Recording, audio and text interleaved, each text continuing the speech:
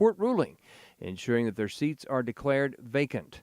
Speaker of the Texas House, Dustin Burrows, has given members until this Friday to return to Texas and present themselves before the House. President Donald Trump held an executive order signing ceremony today regarding the 2028 Olympics. With today's action, I'm directing the Department of State, the Department of Justice, the Department of Homeland Security, the FBI, the Secret Service, the Department of Transportation, and many other departments and agencies to use every tool at their disposal to ensure a fantastic, safe, and beautiful event. In 2028, the Olympics is bringing back our national pastime, baseball. The Summer Olympics will be held in Los Angeles. President Trump is criticizing Senate Minority Leader Chuck Schumer and accusing Democrats of political extortion in order to fast-track votes for his nominees. Here's Fox's Peter Ducey. They wanted some federal funds that have been frozen as part of this president's effort to root out waste, fraud, and abuse to be unfrozen. But ultimately, officials here decided that it wasn't worth doing that just to speed up some nominees who will inevitably get confirmed in a few weeks anyway. President Trump on Truth Social, Senator crying Chuck Schumer is demanding over $1 billion in order to approve a small number of our highly qualified nominees who should right now be helping to run our country. Schumer claims that even though nothing ultimately happened here, his side won. The claims by the president came after the Senate left over the weekend for a month-long August recess without coming to a deal on advancing dozens of nominees. A retired naval officer and military analyst believes the decision to dispatch 2 nuclear submarines closer to Russia is a smart idea. More from AFN's Chad Groening. Trump ordered the deployment in response to highly provocative statements by a top Kremlin official. In a recent post on X, former Russian President Dmitry Medvedev had taunted Trump directly, saying, quote, "Each new ultimatum is a threat and a step towards war." So Trump called his bluff on Truth Social, writing, quote, "I have ordered 2 nuclear submarines to be positioned in the appropriate regions, just in case these foolish and inflammatory statements are more than just that." He added, quote, "Words are very important and can often lead to unintended consequences. I hope this will not be one of those instances." Retired Navy Commander Kirk Lippold commanded the USS Cole when it was attacked by terrorists. There was always this unwritten rule. You never bluff with nuclear weapons, ever. And Russia violated that. Trump is saying, no, I'm not playing by those rules. I'm going back to the way it should be, which is you don't bluff with nuclear weapons. If you want to bluff with nuclear weapons, I will take that seriously. Lippold says Trump responded by moving the nuclear subs closer to potential launch sites. What you're in fact doing is you're shortening the response time from launch to impact. And I think Trump is playing a very smart, strategic game to say, don't bluff with those weapons. I'm Chad Groening.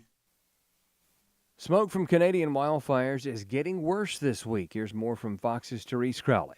740 wildfires burning across Canada, over 200 out of control. 81 million people from the upper Midwest to Maine under air quality alerts. The states of Wisconsin, Michigan, Vermont, and New Hampshire, most of New York, Connecticut, eastern Pennsylvania. In Boston, smoke and haze caused a brief ground stop at Logan Airport Monday. The highest concentration from Marquette to Green Bay, not as extreme yet as the orange skies of 2023 rated hazardous. The fires are burning in remote regions of Saskatchewan, Manitoba, Alberta, British Columbia. U.S. lawmakers urging Canada to get more active in forest management. And that is all our time for now. We do appreciate your listening. You can find more news at afn.net. I'm Robert Thornton. Hello, I'm Sam Rohr, president of the American Pastors Network, a growing national network of pastors committed to the authority of Scripture and preaching the whole counsel of God. We believe biblical obedience is the foundation for revival, and impacting our culture for Christ is our duty. For too long, the pulpits of America have been silent on the important issues such as marriage and family and assault on our liberty. Join us in the battle for truth on Stand in the Gap weekend, Sunday evenings at 6 p.m. on American Family Radio, and visit us at AmericanPastorsNetwork.org. Darkness is not an affirmative force. It simply reoccupies the space vacated by the light. This is the Hamilton Corner on American Family Radio. It should be uncomfortable for a believer to live as a hypocrite. Delivering people out of the bondage of mainstream media and the philosophies of this world. God has called you and me to be his ambassadors, even in this dark moment. Let's not miss our moment. And now, the Hamilton Corner. Good evening, everyone. Welcome to the Hamilton Corner. My name is Abraham Hamilton III. I am the host of this program, joined by the corner contingent right across from me, my man, 100 grand, Mr. Bobby Rosa. And in the screening room, producer extraordinaire, often imitated but never duplicated, the real J Mac, also known as Jeffy Fresh for the day, because J Fresh. Play with him if you want. Boy, so sharp, get too close, you might get pricked. Used to say in Deutschland, he's Sharon. Thank you for joining the program today. We are, we're going to delve into the scripture shortly, but we are wondering aloud here, how long can a nation survive when its purported leadership consistently, or let me say it this way, publicly expresses loyalty elsewhere? How long? At this very moment, many of you, if not most of you, are making your transition from your part-time jobs where you generate an income to your full-time jobs where you cultivate an outcome. And as you do so, I want to remind you to do so with intentionality, understanding the primacy that God places on family, refusing to allow the world to tell you, to dictate to you where your priorities should lie, instead of you saying, no, I have my marching orders, and I must be salt and light first and foremost at home. You know, it's amazing that we're having this conversation as right now in the state of Texas, you have state representatives and state legislators who say, hey, we don't have the votes to stop the Republican majority. Well, we'll just leave. We'll just leave to keep them from having a quorum. We'll just leave. We'll make sure we get out of state, out of the range of the Texas state troopers and the Texas Rangers, which is a thing that they've done previously, which is why it's vitally important that Governor Abbott and Attorney General Paxton's overtures are not merely threats, but that they follow through. If you refuse to be in the state capitol by the deadline, you have abandoned your office and you leave no choice but to have special elections ordered to replace you in the state legislature. Now, I say that after I mention about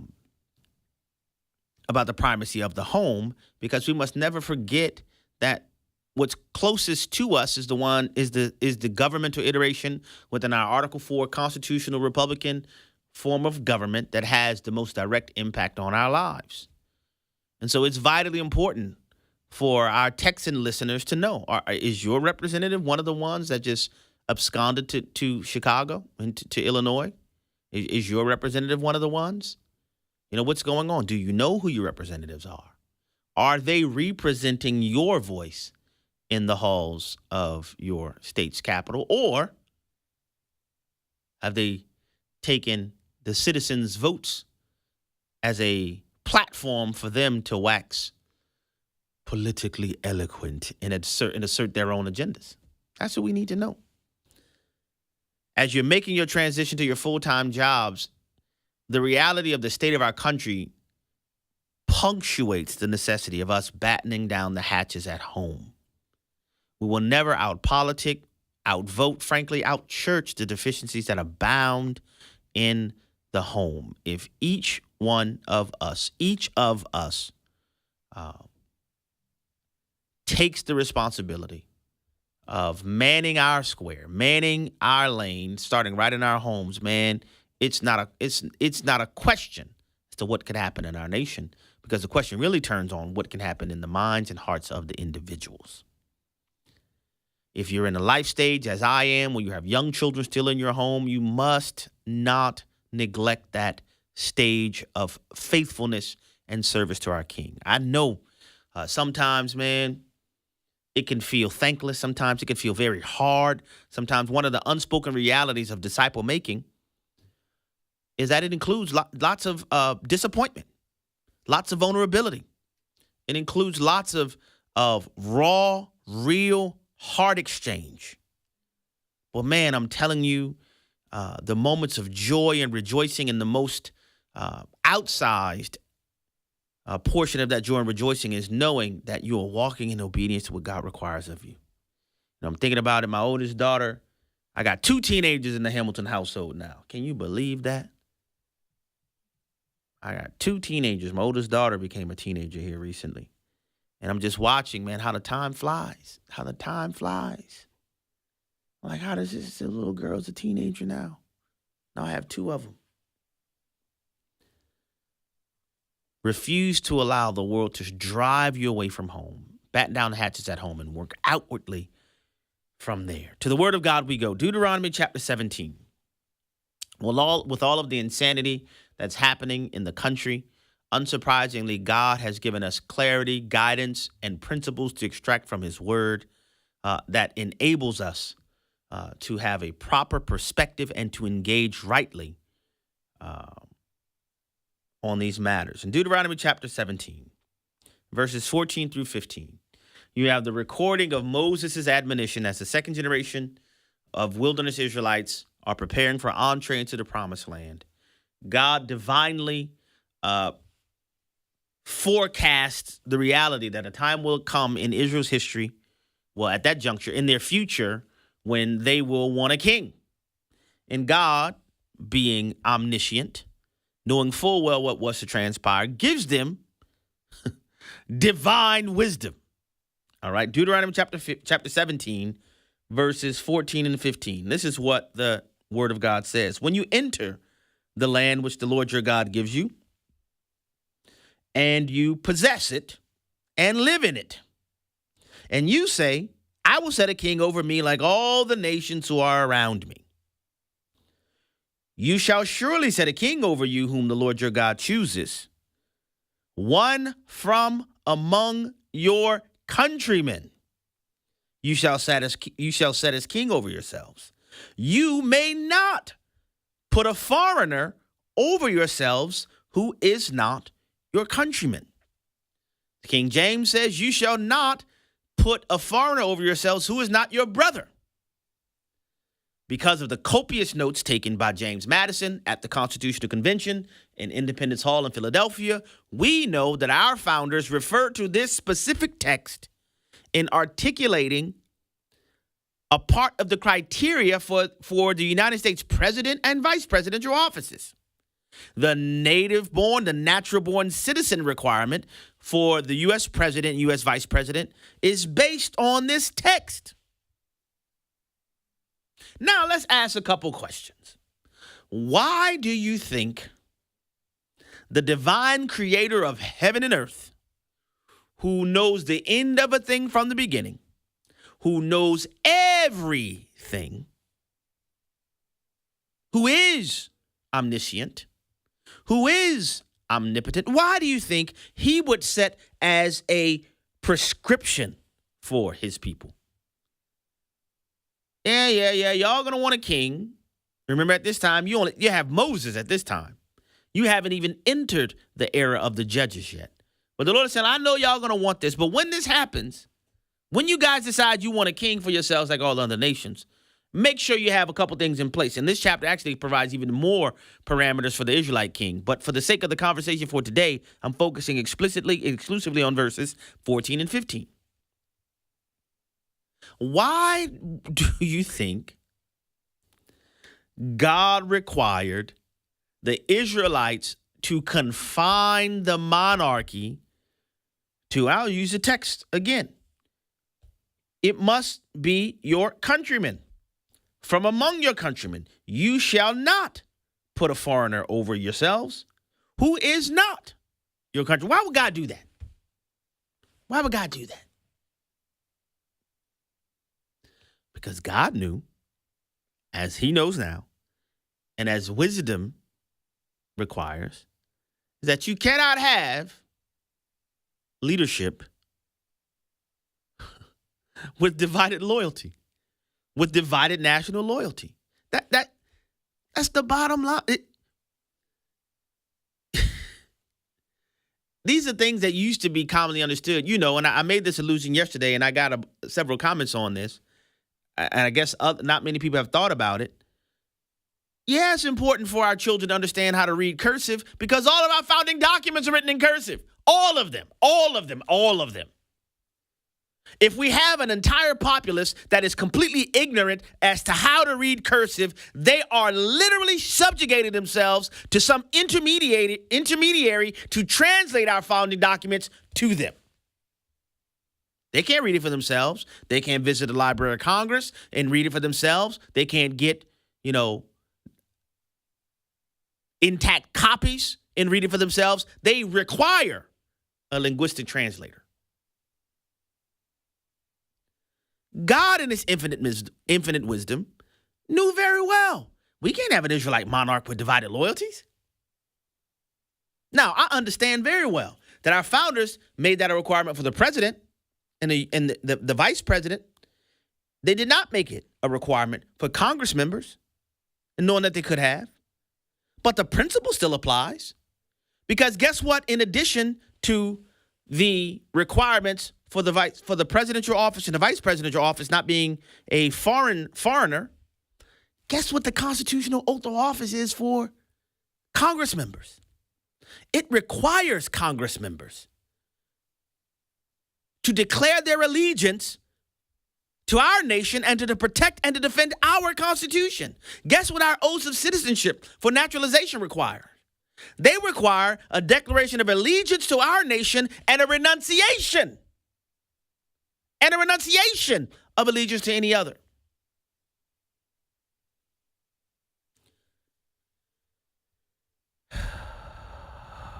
But we firmly entered the realm, and we're going to get to it in the next segment, where we have sitting Congress members. The most recent instance that we're going to get to is a Congress member who is a member of the House of Representatives Border Security and Enforcement Subcommittee. Cannot make this stuff up. Cannot make this stuff up. A current member, right now as you're listening to me, a member of the House of Representatives and a member of the House Border Security and Enforcement Subcommittee, but would saunter on over to Mexico City and say, I'm a proud Guatemalan before I'm American. And the specific translation, because y'all know I got, I don't need Rosetta Stone. I got Maria Stone in my home. I said, baby, what the lady said specifically, what she say? And the specific translation is, I'm Guatemalan with much pride before I'm American. Because, she said it in Spanish, She ran that in Espanol. Did she think in the year of our Lord 2025 that we can't translate on the spot? At the very same time, thanks to the massive open borders policy that, frankly, the largest minority in America is no longer black people. A lot of folks didn't even realize that. Said it in front of the world, which prompted the question. This is the subscript question. How long can a nation survive when its elected officials, in our context in America, publicly and willingly express their loyalty elsewhere? How long? How long? The overarching notion, because notice that's a subscript, the overarching notion is how long can a nation survive? Let me say it better. How long can a nation thrive if we consistently reject the wisdom of God? I think the answer to that question is implied within the question itself. This is something we have to grapple with, but y'all know me. I'm going to bring the receipts. Because this is astounding. We've seen it with Ilhan Omar. Now we're seeing it with Representative Ramirez. And this continues to occur. And in my view, this is a further evidence of the this is evidence of the result of the continued rejection of the Lord at the top line, which has grave consequences for us in reality. A Discipleship Minute with Joseph Parker. What should a pro-life church look like? What are some of the priorities, attributes, and perspectives of a local church which seeks to be the hands and feet of Jesus in our nation today as it addresses life issues? A pro-life church needs to be a praying church. Through prayer, they help to usher in the presence of God into their church, and they share the heart and the mind of God with the culture. It can help a church family and an individual believer to both ask and receive the answer to another important question. The question the Apostle Paul asked immediately after he met Christ in Acts chapter 9, verse 6. Lord, what do you want me to do? And a very important companion question is this. Am I really seeking to honor the Lord in doing what he would have me to do as an individual disciple of Christ to help stand for life? It's Truth for Youth Bible Week. We'll give one free Truth for Youth Bible to every student between the ages of 13 and 18 who promises to pass it along to a friend. With it, more than 30,000 young people have come to Christ over the years. So I tried to commit suicide and I was put in the hospital. One of my friends from school, she came up to me and just started visiting with me at the hospital, and she gave me a Truth for Youth Bible. So I haven't been the same since. The Truth for Youth Bible consists of the entire New Testament and full-color comics, which present the gospel and moral truths. Parents can order the Bible on behalf of their son or daughter, or teens can call to get one. We saw so many lives changed and seeds planted in the hearts of our students. Visit tfy.org anytime or call 800-733-4737. That's 800-733-4737 between 8:30 a.m. and 4 p.m. to order or donate. Thank you so much for making this book. It has truly changed my life. The following is not an actor, but a real-life story from Trinity Debt Management. I'm Claire from Trinity Debt Management. I'm a counselor, and the reason that I love working for Trinity is because I get to help folks with one of the hardest problems a family can face, and that's financial difficulties. In this day and age, everything is going up. You have higher utilities, higher grocery bills, higher fuel, and those credit card interest rates have gone up as well. We can help you with that. We can help you get lower interest rates, lower monthly payments. In just a few minutes, we put together a plan that gets you out of debt and keeps you out of debt. I love my job. It's a great program and a very smart way to find debt relief. If credit card debt has you down, call Trinity at 1-800-788-1813. I'm Claire, a Trinity counselor. Call me and become debt-free for keeps. 1-800-788-1813.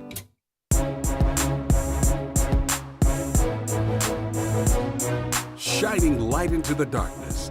This is the Hamilton Corner on American Family Radio. Welcome back to the Hamilton Corner, where we're asking the question, can a nation thrive with its elected officials publicly expressing divided loyalty?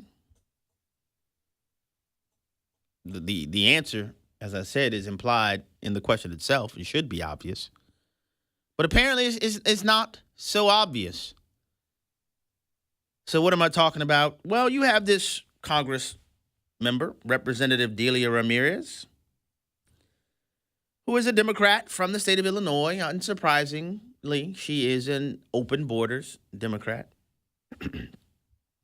She was invited with a cast of fellow progressives to Mexico City, Mexico over the weekend to speak at what's billed as the Second Pan American Congress. Second Pan American Congress. I mentioned this in the first segment. This Representative Ramirez is a member of the House of Representatives Border Security and Enforcement Subcommittee. That would be the committee that's tasked with evaluating legislation that deals with, oh yeah, that's right, border security and enforcement. Well, while she was in Mexico City, I'm going to get to that next. Oh, yes. She is one, her mom is Guatemalan, who is one who entered our country illegally. I'm talking about Representative Ramirez's mother. And she happened to be pregnant when she entered illegally. And Representative Ramirez was born on American soil.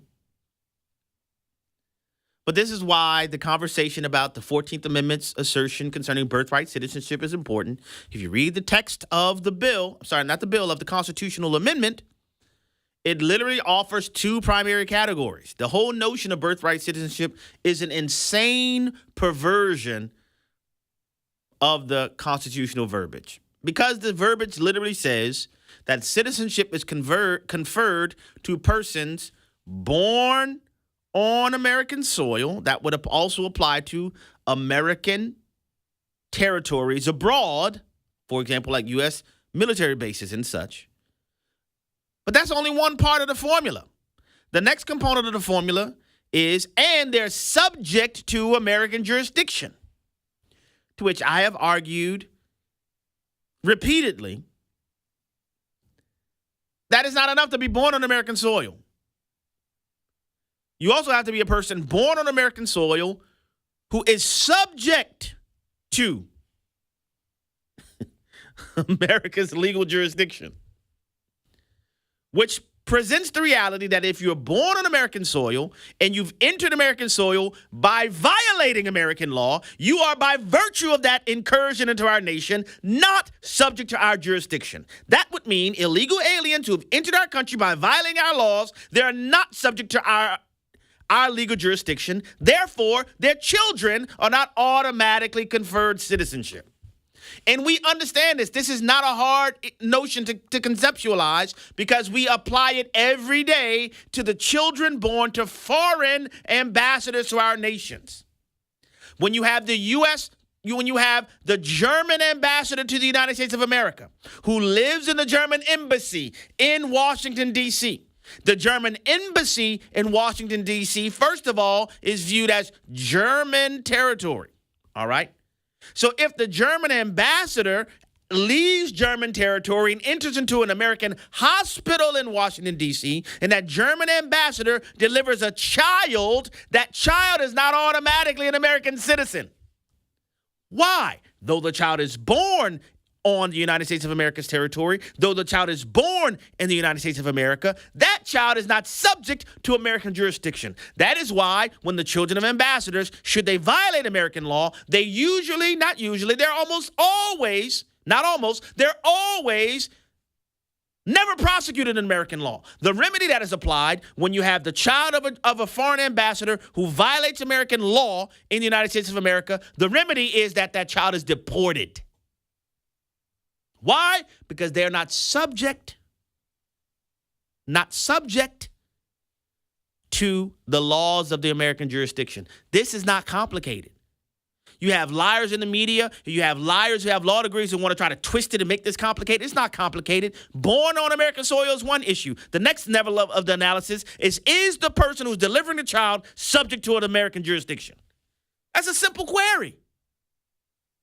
To which, if you violate our law to get here, you're probably not subject to our jurisdiction. Guys, it's not rocket surgery. So Representative Ramirez's mother entered our country illegally, delivered Representative Ramirez in our country, our nation, under a perverted notion of the 14th Amendment, conferred citizenship to Representative Ramirez. Representative Ramirez becomes an adult in our nation. Oh, and guess what she does? She marries an illegal alien. And what happens with her illegal alien husband? Oh, that's right. He takes shelter under Barack Obama's DACA. Yeah, it can't make this stuff up. Cannot make this stuff up. So what do you think Representative Ramirez's views on matters like, I don't know, immigration might be? Well, you don't have to wonder. Of course, you know I'm going to fill you in.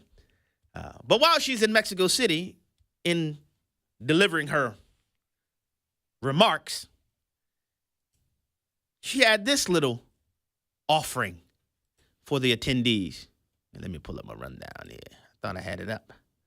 She had this offering for the attendees at the Pan American Congress. Listen to and watch clip number 1. Clip 1. Go. Quiero terminar diciendo unas palabras en español porque yo soy guatemalteca con mucho orgullo, primero que soy americana. Now, I know that was in Spanish. and I know the majority of our audience doesn't speak Spanish, but I know there are lots of people in our audience who does speak Spanish. She said, I'm Guatemalan with much pride before I'm American. Say what? I'm Guatemalan with much pride before I'm American. Ain't that something?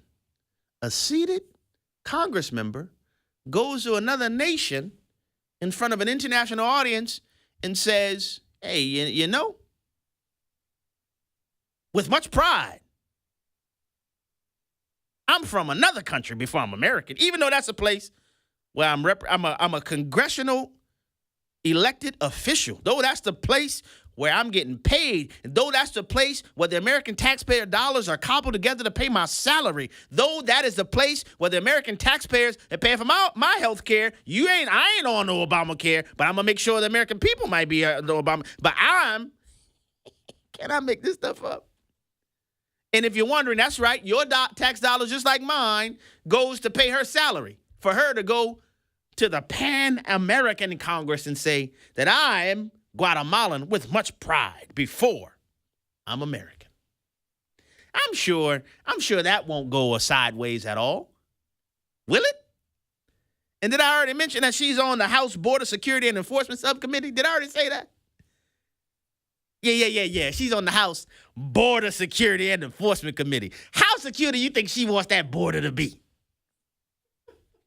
Yeah, you know? How much enforcement do you think Representative Ramirez wants going on in the year of our Lord 2025? Huh? Well, I'll give you a little, give you a smattering of her latest hits. Y'all ready for this? On the issue of preventing non-citizens from voting in American elections. Because, you know, there was a bill presented in the House of Representatives on this, right? How do you think Representative Ramirez voted? She opposed that. How about this? The Secure Border Act. Did she vote for it or against it? How about this one? The bill that would compel Washington, D.C. to cooperate with federal immigration enforcement activities. Voted against that. How about the Lake and Riley Act? How y'all think she voted on that? Huh? Voted against that. What about the Preventing Violence Against Women by Illegal Aliens Act? How did she vote on that? Opposed that one too. What about the Police Our Border Act? How did she vote on that? Opposed that one too. Shall I continue? Now, of course, I understand. Representative Ramirez's apparent preference for Guatemala over America. Look, this is what she said. I didn't tell her to go to Mexico City and whip out her Espanol and let all the people know, hey, by the way, I just want y'all to know, I'm Guatemalan with much pride before I'm American. I didn't tell her to say that. But this is the thing. People want to say things. And I just happen to have a Bible and I read it. And the Bible says things, crazy things in it, like, out of the abundance of the heart, the mouth speaks. Things like that. Because, a lot of times people like to say, well, I really didn't mean what I said. And look, I speak for a living, so I understand if you talk a lot, that sometimes you can say things and it doesn't come out in the way that you intended it. But generally speaking, people say what they mean. Sometimes when they say I didn't really mean that, what they mean is I didn't mean for the consequences of what I said to be what they are. Sometimes they really mean I didn't intend for my words, nor did I expect my words to cause the harm that it's caused. But very often people speak what they really believe. Do you think that was a misstep when her saying I am in Spanish, that I am Guatemalan with much pride before I'm American? And again, her expression of her division and loyalty isn't the sole basis for her voting the way she did. I know there are other elected officials who were born in our country who voted similarly as she did. But what I'm asking you is what's more likely? And I want you to think in terms of the scripture we talked about from Deuteronomy 17.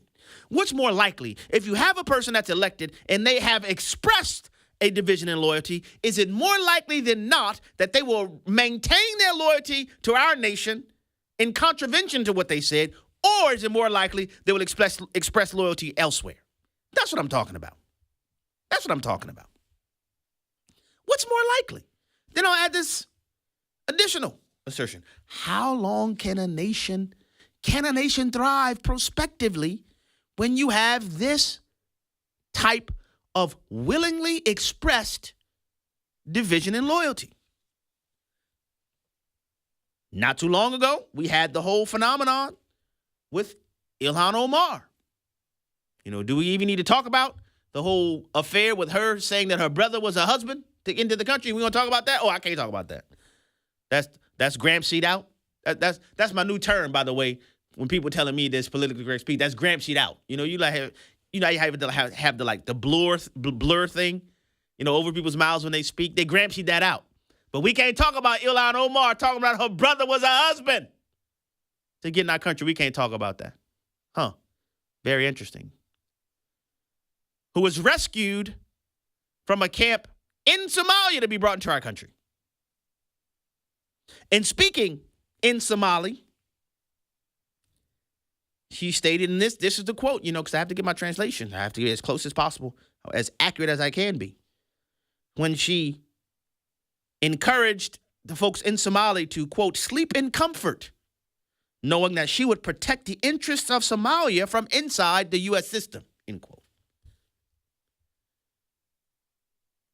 So I'm supposed to just wink and act like I didn't hear that when that happened.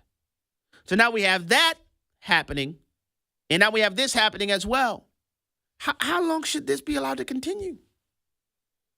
Because we have the reality, are they duly elected? Sure. You go to the place where Ilhan Omar was elected, I'll just say it this way, Minneapolis looks a lot different these days. All right? Representative Ramirez was elected in Illinois. But don't they have oaths of office? How can you be on the House of Representatives Board of Security and Enforcement Subcommittee when you say that you're a proud Guatemalan first? No, you're a Guatemalan with very much pride. With much pride. I'm sorry. I'm Guatemalan with much pride. How can you be on the House Board of Security and Enforcement Subcommittee? Should not the chairman of that committee revisit her committee appointment? Should not the Speaker of the House of Representatives, Speaker Johnson, revisit that committee assignment? I say so. I say so at a minimum. Dare I go further to ask, how can you take the oath of office yet express your loyalty to a foreign nation? I would simply suggest perhaps her oath wasn't truthful. Am I going too far? Am I on the limb? Is the branch teetering? Guys, this is insane. No sane, robust republic would allow any member in our halls of Congress who will say out loud in public, hey, by the way, I'm Guatemalan with much pride before I'm American. Not because I'm an equal opportunity truth teller. Of course, Representative Ramirez objected to this is her words, the way that her comments are being twisted. Ma'am, ain't nobody twisting your comments. You said what you said with your whole chest. That's what you said. She said, quote, today's attacks are a weak attempt to silence my dissent and invalidate my patriotic criticism of the nativist, white supremacist authoritarians in government, end quote. You know you got to bring that card out. Somebody should email Representative Ramirez. Say, Abe ain't a white supremacist. Why are you crying? She goes on. Do I have enough time to get this? She goes on to say, quote, it is the definition of hypocrisy that members of Congress who betray their oath of office each day as they enable Trump that they are attacking me for celebrating my Guatemalan American roots. I am the daughter of immigrants and the daughter of America. I am both Chapina and American. I am from both Guatemala and Chicago, Illinois, end quote. Ma'am, nobody ain't saying you could be a celebrant of where your people came from.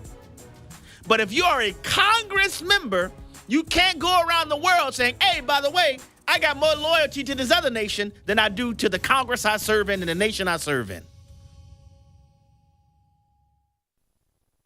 When you hear this,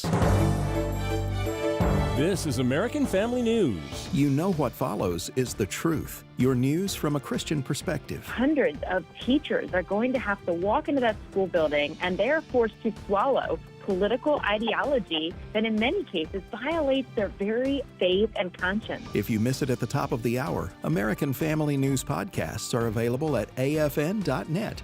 And sign up for our daily news brief at afn.net.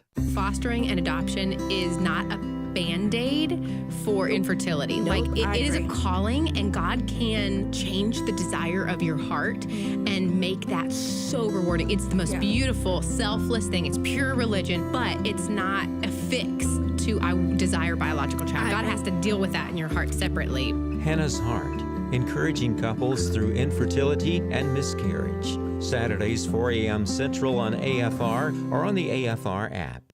Growing in your love of God. This is David Wheaton, host of The Christian Worldview. Loving God means to think and do what pleases and glorifies Him. Jesus said that loving God is the great and foremost commandment. The problem is your unredeemed flesh is constantly telling you to love yourself, not God. The world wants you to love the things and pleasures of the world, not God. Love for God must be cultivated through drawing near to Him in His Word, in prayer, with other believers in the local church. For when the believer grows in love of God, he will enthusiastically want to worship and obey Him no matter what. Hear our most recent program on growing in your love of God at thechristianworldview.org, and then tune in this weekend for another topic that will sharpen your worldview. Listen to The Christian Worldview with David Wheaton, Saturday mornings at 8 Central on American Family Radio. But he was like, "You're not ready for another baby." I was afraid. I was scared. Everybody wanted me to have an abortion. These are the voices that a young mom with an unplanned pregnancy hears. She wants to make the right choice, but society and those around her are telling her that a preborn baby is not a life. That's where Preborn Pregnancy Network steps in, providing love, support, and free ultrasounds introducing moms to the beautiful life growing inside of them. I'm going to keep my baby, and I'm going to be a great mom. Preborn has rescued over 350,000 babies from abortion. And every day, their network of clinics rescues, on average, 200 babies. To learn more, dial pound 250 and say the keyword baby. That's pound 250 baby. Or visit preborn.com/AFR. That's preborn.com/AFR. All gifts are tax deductible.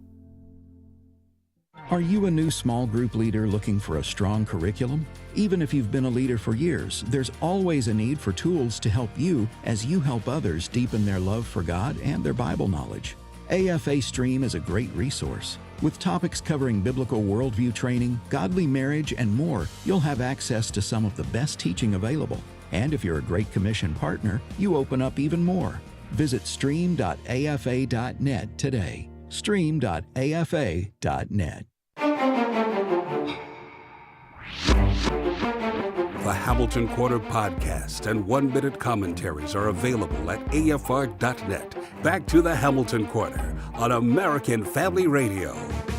Welcome back to the Hamilton Corner. Abraham Hamilton III here. Look, guys, simply put, it's a threat to national security to have somebody who has publicly expressed loyalty to another country sitting on our House subcommittee on border security. Like, this is absurd. This is absurd. She needs to, at a minimum, be removed from that committee immediately. Immediately.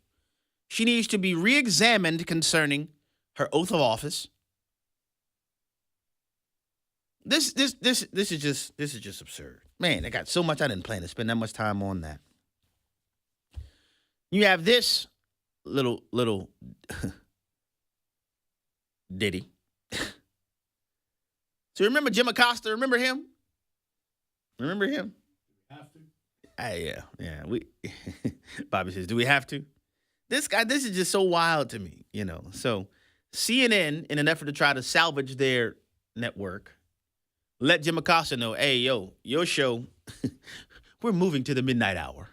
Nobody's watching you, Jim, and we don't want to clog the airways with your show. So he resigned. from CNN. He came to national prominence because of his tangling with President Trump during his first term. And do you remember what President Trump used to always say to him? You are fake news. Remember that? You are fake news. I guess Jim Acosta didn't have enough of that. So he's doing kind of a podcast thing, Substack, whatever. And he announces that he's hosting an interview. But get this, with an AI-generated version, AI, Joaquin Oliver. Now, Joaquin Oliver was a young man who was murdered in the Parkland shooting in 2018. And his parents had created an AI digital version of Joaquin Oliver. Yes. Jim Acosta says he's doing an interview with this AI digitized chatbot attempting to be the yes. You should see Bobby's face. I wish y'all could see his face. Of Joaquin Oliver. And he wants to ask the AI questions about gun control. Y'all think I'm joking, but I'm not.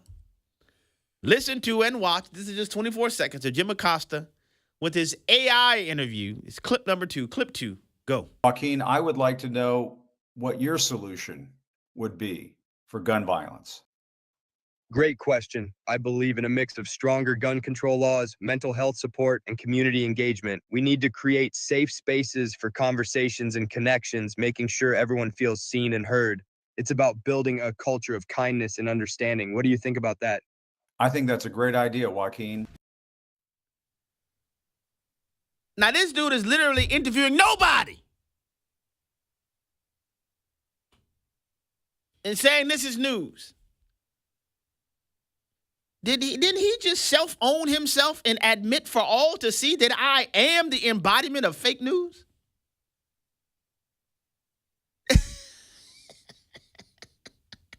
You are literally interviewing no one and saying it's an interview.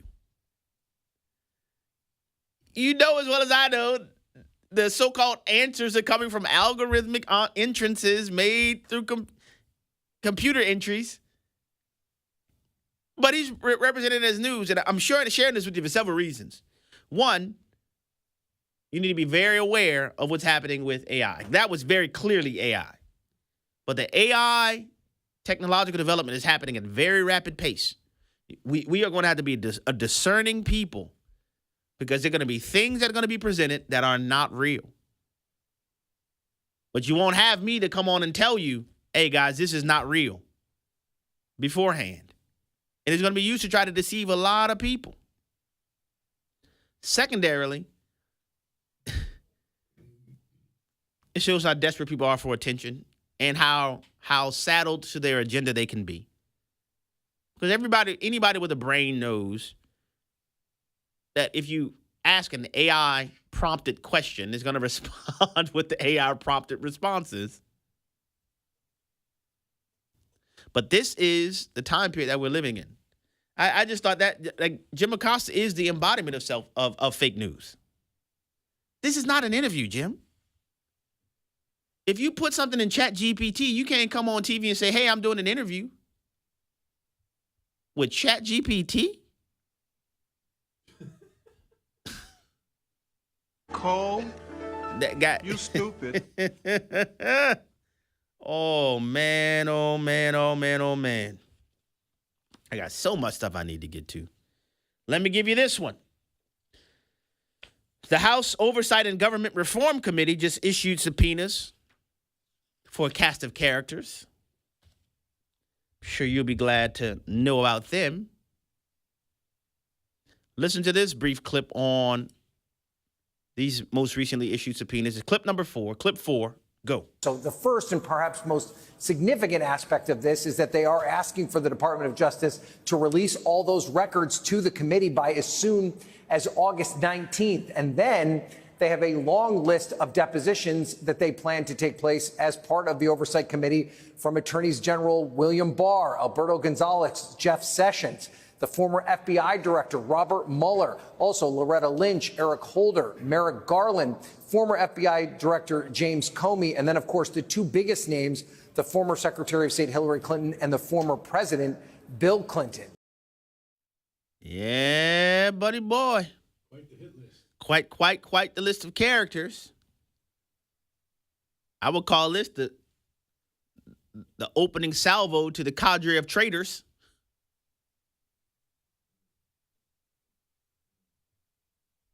The opening salvo. Now, this is related to the Epstein case and the Epstein files, but having these people under oath. Robert Mueller, old Rob, old Bob there. We have to do the Russian collusion investigation. We are investigating the collusion. Well, all the evidence that's coming out now that you jokers knew, I'm not saying him personally, but he may, but certainly the people who spurred the conversation knew that was a fraud and it was fake from the beginning. Speaking of fraud and fake from the beginning, oh, who's on the list? Oh, James Comey the clown. Isn't that something? James Comey the clown. Loretta Lynch, Eric Holder. She who shall never be president. And Mr. I ain't got time for Osama bin Laden because, I did not have with that woman. You do realize those issues are connected, right? Bill Clinton was so consumed with Monica Lewinsky and others, he didn't have time to deal with Osama bin Laden.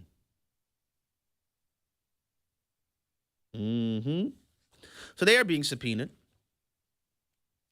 And I'm going to keep saying this. Somebody call me when somebody's getting handcuffs put on them. When handcuffs are applied. Then you have this little offering. And I want you to connect these dots. So on the one hand, we have the publicly expressed subjugation of loyalty. It's not just a divided loyalty, because what Representative Ramirez says is that she is Guatemalan with much pride before she's American. So she expressed that in terms of her hierarchy of allegiances, Guatemala trumps, pun intended, the United States of America. So you have that on one front. Then on the other front, you have this. Liewatha, y'all remember her, right? Yeah. Elizabeth Warren, Senator Elizabeth Warren, unaffectionately known as Liewatha. Because, she's Native American, she says, on her application for the bar exam. She says Zoran Mamdani's message is the Democrat message. What? Yes. Listen to and watch clip number 3. Clip 3, go. When someone stands up and says, I will lead this city by making it more affordable, and here are my plans, real plans, plans to deliver on childcare, plans to deliver on housing, plans to deliver, we're going to experiment, we're going to try things on groceries. That is the Democratic message. That's the Democratic message? I don't want to be unfair to Liewatha. But is she saying globalize the intifada is a Democratic message? Cole, you stupid. Is she saying praise for terrorists and the ones that were prosecuted in the Holy Land Foundation trial that Zoran Mamdani put in his rap song that he was celebrating, Government-owned grocery stores, that's the Democrat message? Guys, look, I'm inviting you to do several things. Listen to what they say and watch what they do, and then you come to your own conclusions. Do you think Liewatha is lying now and saying that that's the Democrat message? Do you think Representative Ramirez is consistent with or an aberration from the Democrat Party posture? Where she says, I am a blank nation, fill in the blank, with much pride before I'm American. Do you think she is indicative of the Democrat Party's position generally, or is she an aberration from that position generally? Is Liewatha lying when she says Zoran Mamdani's message is the message of the Democrat Party? Remember, I told you about Minnesota Omar Fatah, another socialist. And I mean, Mamdani calls himself a socialist. It's not a pejorative to say this dude is an outright Marxist. Connect the dots, guys. Connect it. Remember what I told you about the Cloward-Piven strategy? How Richard Cloward and his wife, Frances Fox Piven, used Marxist tactics to force the city of New York into bankruptcy by overwhelming its welfare system, never intending for anybody to get any welfare benefits, but solely for one purpose, stop me if you heard this before, fundamentally transforming economics in the city of New York. To force the city into bankruptcy so that it would have no choice but to reconstitute itself more aligned with the Marxist agenda economically. I told you the immigration crisis is the Cloward-Piven strategy applied to our southern border. Thanks to the Doge team, we found out they're not only letting folks in the country illegally, they're immediately enrolling them in all manner of welfare benefits. Guys, this is happening right before our very eyes. So when Liewatha hollers, yeah, Zoran Mamdani's message is the Democrat message. She lies about a lot, but she's not lying there. All you have to do is follow what's happening. You have a person who is on the House Border Security and Enforcement Subcommittee who goes to Mexico City and says that I'm Guatemalan with much pride before I'm American, and she votes against every effort to protect the southern border. You cannot make this stuff up, guys. Abraham Lincoln long opined that the nation that God has afforded us in this country would never be destroyed from without. The facts are we have the finest fighting force in the world. That's the reality. The bunker busting phenomenon in Iran just once again showed the world again. It shouldn't be winked at that following that display, all of NATO wants to pay up. You have all of these trade deals happening internationally. Ursula von der Leyen looked like she was in a dunce class sitting in front of Trump when Trump was basically announcing a trade deal. And he said, yeah, we basically took the EU, put them over our knees and spanked them. We spanked them. We spanked them. You think it's a coincidence that happened after the world was reminded, oh, yeah, the U.S., we don't want no problems with the U.S. So in order to have any type of success in subverting the United States of America, it has to happen from within. And what is happening within? We have illegal immigrants being poured into our country, but notice where they're being placed specifically. Overwhelmingly in areas to affect the populace. We have the descendants of those. Representative Ramirez's mom was an illegal alien. She marries an illegal alien. From her position on the House subcommittee on border security, she votes against every bill concerning border security. We have Liewatha and her ilk. Don't learn cursive. Denounce American values. You know what? We need a more Marxist vision for our country. Mamdani's message is the Democrat Party's message. And then we have the Democrat light rhinos in the Republican Party that are all willing to go along with it. Why is President Trump's nominee still not confirmed yet? With Republican majority in the Senate. The blue slip rule? I'm saying, guys, we need to recognize what's happening because it's happening right in front of our very eyes.